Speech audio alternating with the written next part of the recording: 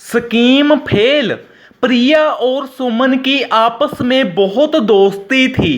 प्रिया हर रोज ही अपनी सहेली सुमन के घर जाती है। उसकी ये दोनों ही सहेलियों की यारी कोई बहुत पुरानी नहीं थी।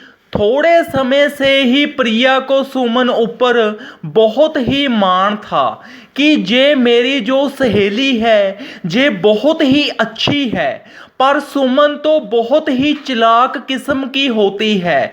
दोनों प्रिया और सुमन की उम्र भी अभी लगभग 15 साल के ही आसपास ही होती है।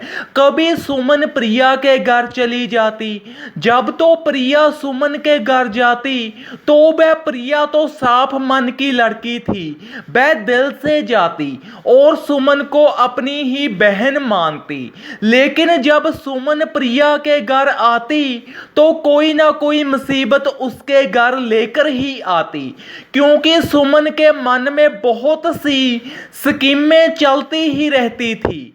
पर प्रिया तो भी अपने माथे पर बट ना डालती। उसकी मुसीबत में उसके साथ मोढे से मोढा जोड़कर खड़ जाती और उसका हल कर कर ही छोड़ती।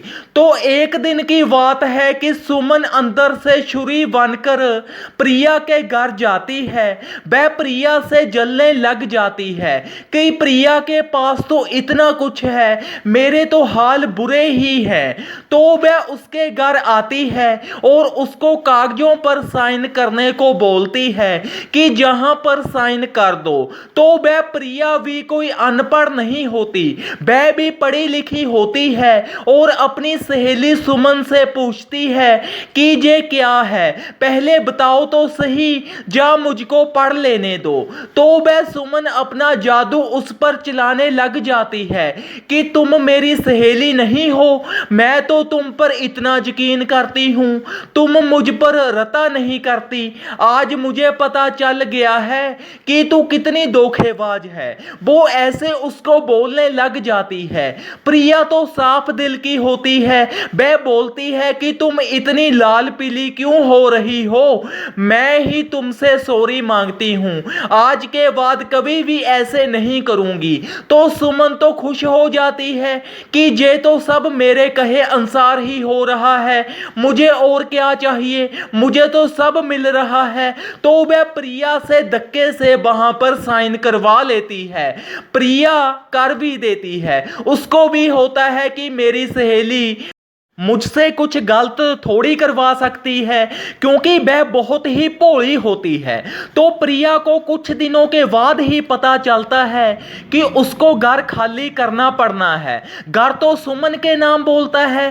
तो वह सोचों में पड़ जाती है और उसके दिमाग में भी आ जाता है कि सुमन ने ही मुझसे साइन करवाए थे और उसने इतना बुरा किया मेरे साथ, मैं तो उसे सहेली मानती रही, वह ऐसी घटिया किस्म की निकली।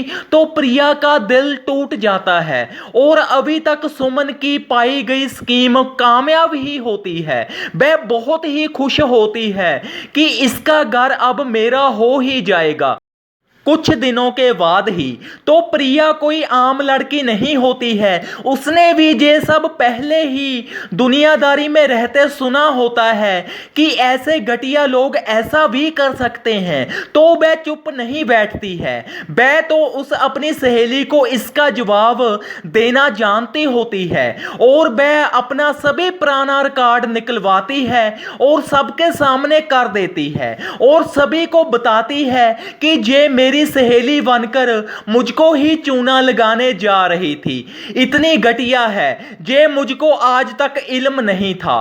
तो वह उसके जोर से बटकर मुंह पर थप्पड़ मारती है और उसका मुंह ही तोड़ देती है और बाकी सभी भी उस पर थूकते हैं और उसे सभी गलियों गांवों शहरों में जलील करते हैं, उसके पुतले साड़ते हैं और भी बहुत कुछ किया जाता है। इस संघर्ष में तो ही प्रिया को चैन मिलता है और आगे से वह ऐसे घटिया लोगों से हमेशा के लिए ही दूर रहती है। अगर उसके पास कोई आने की कोशिश भी करता है तो वह उससे ज्यादा बात ही नहीं करती है।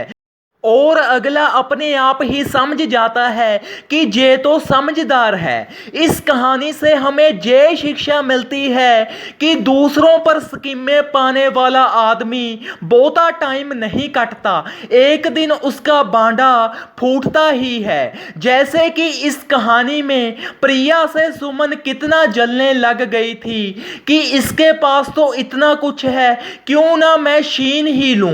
पर ऐसे कैसे हो सकता था?